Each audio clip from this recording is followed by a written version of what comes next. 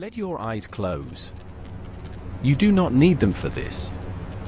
Tonight you are not yourself. Tonight you are a night watchman in the city of York in the year 1412.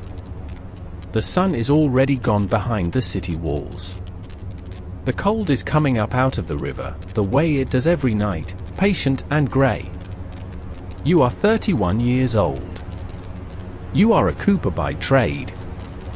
Barrels, staves, iron hoops. But the constable keeps a roster of every able-bodied man in the ward, and tonight your name is on it. So tonight you walk. You carry 3 things. A lantern. A staff of ash, taller than you are. And a horn, slung at your hip on a leather cord.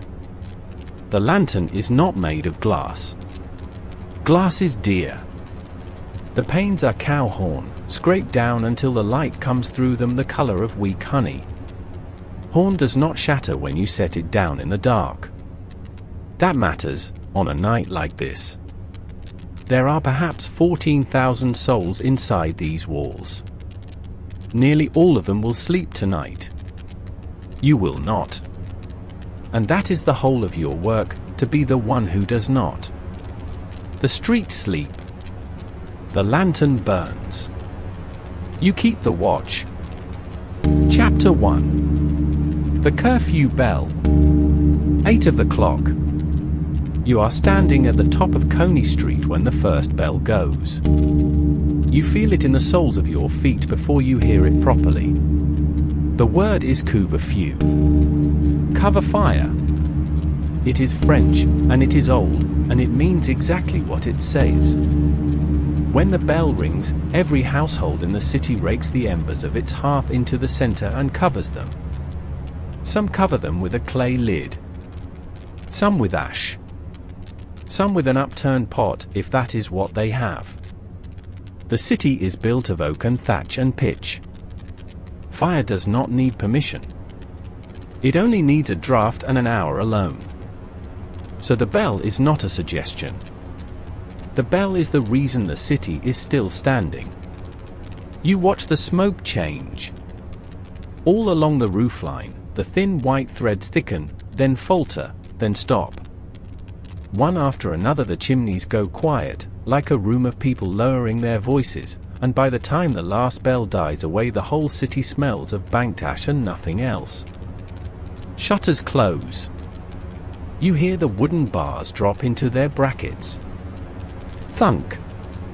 Thunk. Thunk. Not hurried. Nobody in this city is ever hurried at this hour. They have done it every night of their lives. A woman on Stonegate calls a child in from the doorstep. The child argues. The child loses. The door shuts. The light under it goes from yellow to orange to nothing. You lift your own lantern and look at your hand in front of it. The horn makes your fingers look like they belong to somebody older. There is a law about this. It is nearly 130 years old and it is still read aloud in the moot hall. The Statute of Winchester. It says the watch shall be kept continually, all night, from the setting of the sun to the rising of it. It says that in a city there shall be 6 men at every gate. It says that if a stranger passes in the night, he shall be arrested until morning. If nothing suspicious is found in him, he goes free. That is the whole of it. Hold him. Look at him in daylight. Let him go. It is a rough law. It is also, when you think about it in the dark, a surprisingly patient one. The streets sleep. The lantern burns. You keep the watch. Chapter 2. The bars are shut. 9 of the clock. In York the gates are not called gates. They are called bars. The streets are called gates instead. Nobody here finds that strange. There are for great ones. Bootham Bar to the northwest. Monk Bar to the northeast. Walmgate Bar to the east. Micklegate Bar to the southwest. You walk up to Bootham Bar and stand under the arch while the porter works. He does not talk much. Neither do you. The great doors come together. 2 men to a leaf. The hinges are as thick as your wrist and they complain all the way. Then the chain. Then the lock.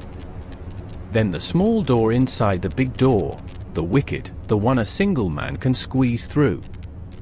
That one shuts last, and it shuts with a sound you will hear again in your sleep for the rest of your life, a flat wooden clap, and then a city that is closed.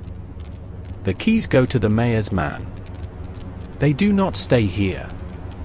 They never stay here. A city that locks its gates and leaves the keys hanging on the gate has not locked anything. Outside the walls there is the road. Beyond the road there is the forest of Galtrays. Men in this city still call it wolf-haunted. Whether there are wolves left in it is another question, and not one anybody wants to test at night. Somewhere out there tonight there is a carter who misjudged the light. He will sleep under his cart with his horse tied to his ankle. He will be fine. He will be cold. Those are different problems.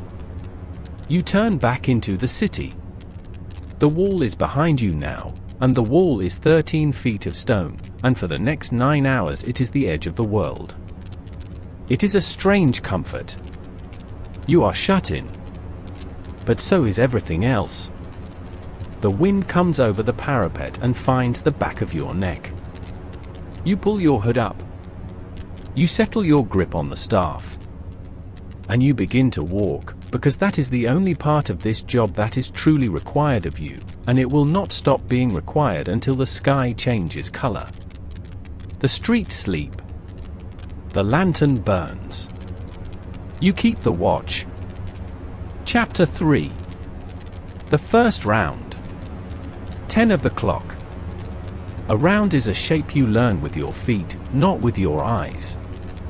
After the first winter you could walk it blind, and some nights you nearly do. Down Petergate. Left at the corner where the tanner's yard leaks its smell into the street no matter the season. Past the mason's lodge, where the lay brothers keep the stone for the minster and lock the door on their tools like they are locking up children. The minster itself is dark tonight, and it is missing something. The great tower fell 5 years ago. It is being built again, slowly, the way everything here is built. Scaffolding stands where the tower should be. In this light it looks like the ribs of something. You stop and look up at it for longer than you meant to. You will not live to see it finished. Neither will the men who are building it. That does not seem to trouble anybody. In this century, a man is expected to start things he will not see the end of. You walk on. Your job tonight is smaller than a cathedral and it is finished by dawn, which is its own kind of mercy. You are checking 3 things. You are always checking 3 things. First, fire. Any glow where there should be none. Any smell of burning that is not the smell of a covered hearth. Second, doors. A shop door standing open at this hour is either a robbery or a man who has drunk enough to forget he owns a shop. Third, people. Anyone walking. Anyone standing still where standing still makes no sense. In the early part of this century the city fathers made a rule: if you go out after the bell, you carry a light. Not because the light helps you see, because the light lets you be seen. An honest man carries his lantern high, and swings it a little, and calls out before you can ask. A man with something to hide does the opposite. He keeps it low and close, and he lets it go out, and by the time you have noticed him he has been walking towards the dark for some time. You have learned to read a man by how he holds his light. It is not a skill you can explain to anybody who has not stood out here. The streets sleep. The lantern burns. You keep the watch. Chapter 4. Ouse Bridge. 11 of the clock. The bridge over the Ouse is not really a bridge.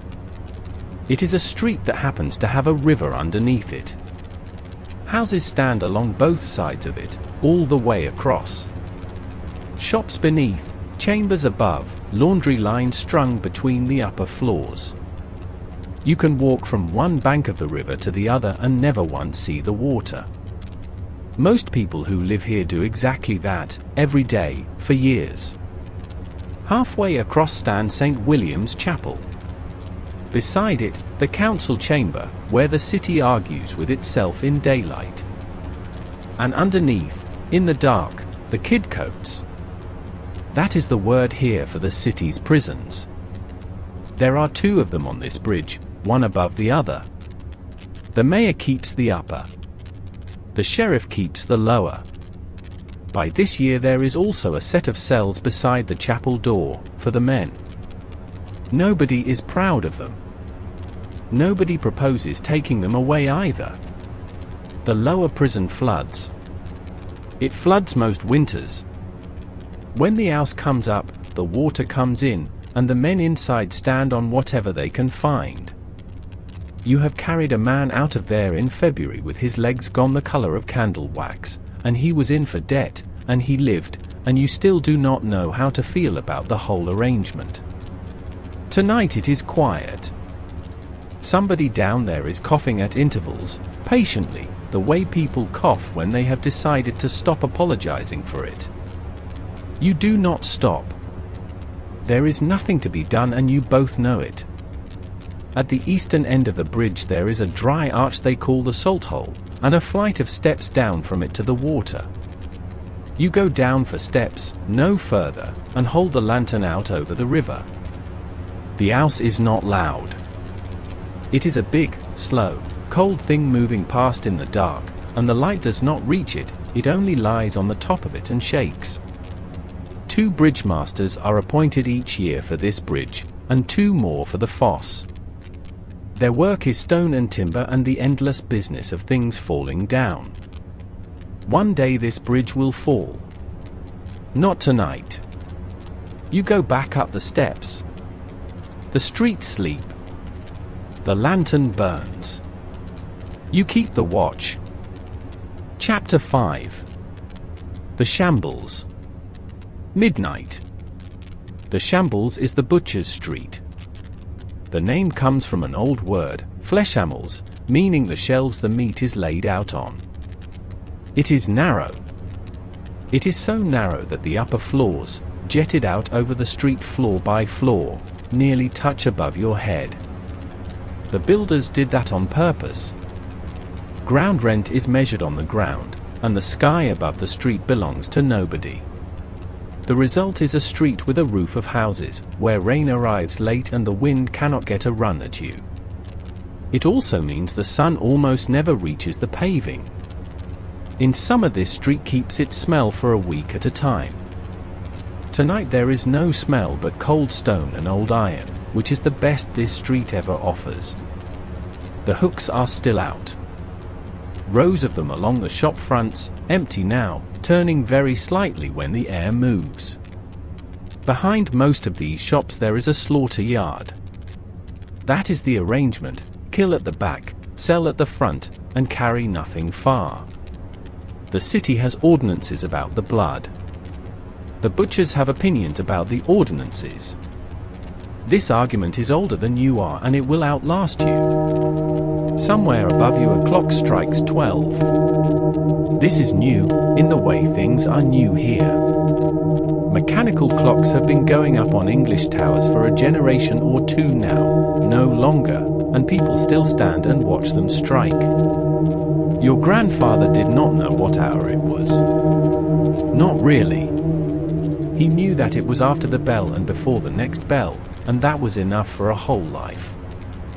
You know it is midnight. You are not sure it has improved anything. Midnight is the hinge of the watch. Before it, the night is still emptying out. After it, the night is simply long. You shift the lantern to your other hand. The handle has printed a line across your palm and it will still be there in the morning. You breathe out and watch it go. Then you keep walking, because the second half of a night is not a thing you get through by thinking about it. The streets sleep. The lantern burns. You keep the watch. Chapter 6. The Lantern Tower. 1 of the clock. There is one light in this city that never goes out, and you can see it from almost anywhere if you stand in the right part of the street. It sits at the top of All Saints on pavement, in an open stone tower with 8 sides, built new about 12 years ago. The tower is open work. Stone tracery with nothing behind it, so that the light inside can be seen from every direction at once. The lamp inside is kept burning all night. Not for the city. For the people outside it. Out there in the forest of Galtrace there is no road worth the name after dark, and there is no moon under that canopy, and a traveler can walk in a slow circle for 6 hours without knowing it. But if he comes far enough south, and the trees thin, and he lifts his head at the right moment, he will see one small yellow point above the tree line. And he will know which way the city is. That is the entire purpose of that tower. Somebody built an 8-sided stone tower so that a stranger in the woods would know which way to walk. You think about that more than you admit to anybody. You think about it most around 1 in the morning. Because that is what you are, in the end. You are the same idea, moved down to street level and made to walk. Nobody sleeping behind these shutters will know you passed.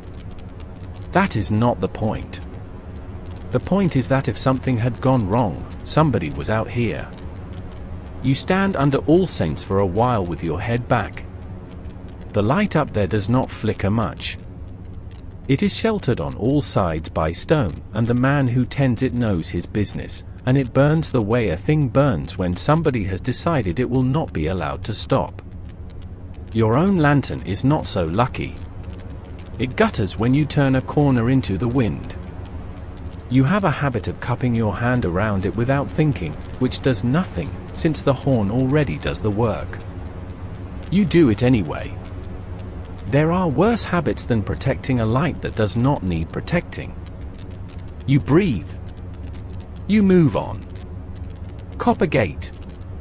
Then Ness gate. Then round again. The streets sleep.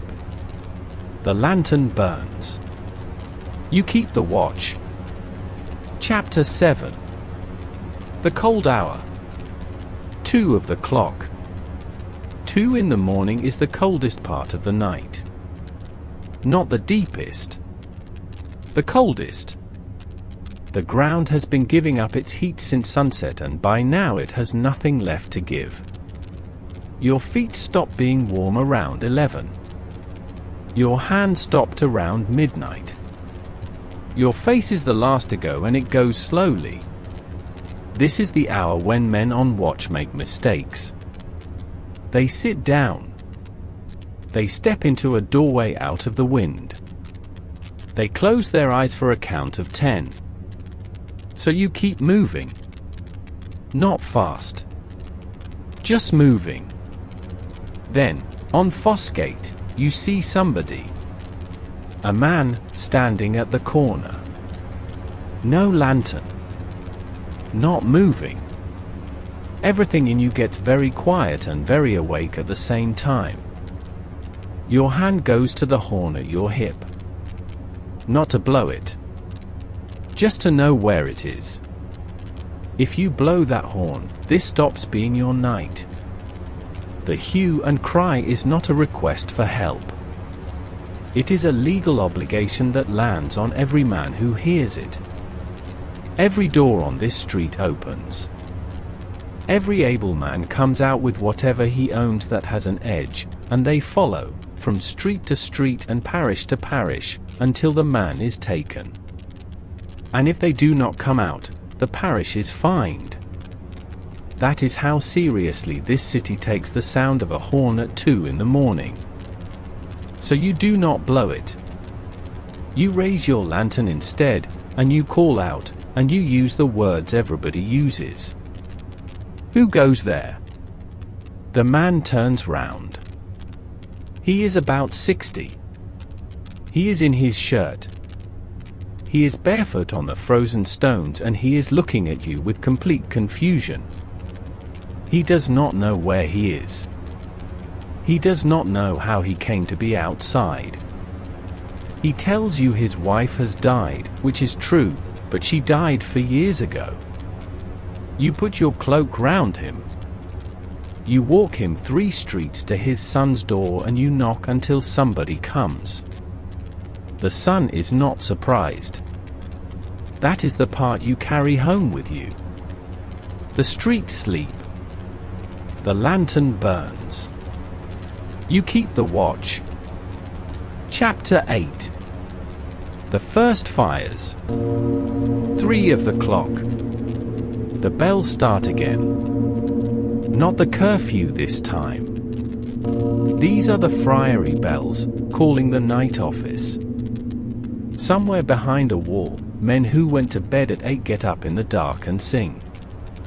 They do this every night of their lives, in the cold, without an audience, and then they go back to bed for a few hours. You are not a devout man. But you have stood outside the wall at 3 in the morning and heard it, and it does something to the inside of your chest that you have never found words for. And now the other night workers begin. The bakers first. Bread is not made in the morning. Bread is made now. An oven that size takes 3 hours to reach heat. So the fires you smell at 3 are the reason there is bread at 7. You stop outside one on Jubbergate and stand there a moment longer than you need to, because the air coming out of that door is the first warm thing you have touched in 7 hours. The baker gives you a heel of yesterday's loaf without either of you saying anything about it. This happens most nights. It is not charity and it is not payment. It is just what happens. There are others out here too, and they keep hours nobody envies. The men who empty the cesspits work at night by law, because nobody wants that cart passing a market at noon. They are paid well for it, better than you would guess, and they are not invited to many dinners. You nod to them. They nod back. Everyone out here at this hour recognizes everyone else out here at this hour. There is a whole second city. It has perhaps 40 citizens and it exists between midnight and dawn, and none of the 14,000 people asleep above your head know anything about it. You are one of its citizens. Tonight, so are they. Tomorrow you go back to barrels. The streets sleep. The lantern burns. You keep the watch. Chapter 9. The grey hour. 4 of the clock. Nothing has happened for an hour. Nothing is going to happen. This is the best part, and it took you 3 winters to understand that. When you first took the watch, you wanted something to happen. A thief. A fire. Anything to prove the night was worth standing through. Now you know that a night where nothing happens is not a wasted night. It is the product. It is the thing you are making. 14,000 people are going to wake up in about 3 hours and none of them will think about you. That is what success looks like in this trade. The sky over Walmgate has stopped being black. It is not light yet. It is just less committed to the dark than it was. Grey comes into the world before color does. First the shapes of roofs. Then the line of the wall. Then, much later, the fact that the door you are standing next to is red. Birds start before light. They always do, and it always seems too early, and they are never wrong about it. Somewhere on the wall a jackdaw makes a sound like a door being tried. You check it anyway. You always check it. 9 winters and you have never once not checked it. Your lantern is losing.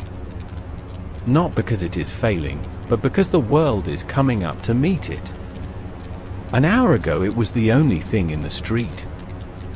Now it is a small yellow smudge on a grey morning, and it is starting to look faintly ridiculous. You do not put it out.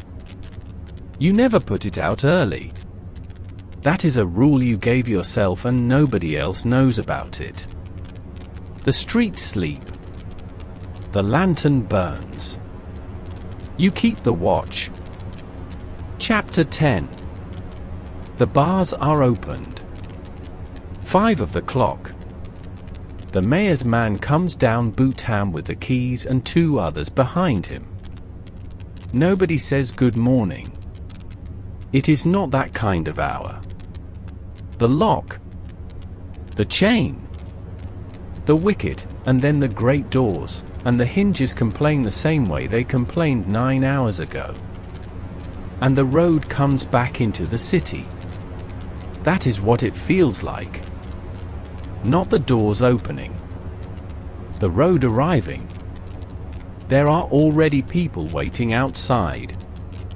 There always are. Carters, a drover with 6 sheep, a woman with 2 baskets who has walked in from Clifton and has been standing in the cold since 4. She goes past you and says something about the weather and does not wait for an answer. That is how you know your watch is over. Not the bell. Not the light. The first ordinary sentence spoken to you by somebody who is not thinking about the night at all. You walk back through a city that is starting to make noise. Shutters going up instead of down. A dog. A cartwheel. 2 apprentices arguing. You do not belong to this part of the day. You are still wearing the other one. At the end of Petergate you stop, and you open the lantern, and you blow it out. The smell of a snuffed wick is the smell of the end of a shift, and after 9 winters your body has learned to relax at it the way a dog relaxes at a particular footstep. It is done. It was an ordinary night. Nothing happened. A man came out of his house who should not have, and he went back into a warm room instead of a cold field, and that is the whole of your account of yourself. It is enough. On most nights it is more than enough. The streets are waking. The lantern is out. Your watch is kept. So let the year go. 1412 does not need you anymore. Let the staff go. Let the horn go. Let the cold in your feet go. You are not on Fossgate. You are not on the bridge.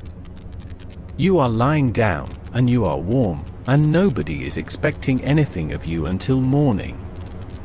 Somewhere a long way behind you there is a small yellow light in an 8-sided tower, and it is still burning, and it will burn all night whether anyone is out there or not.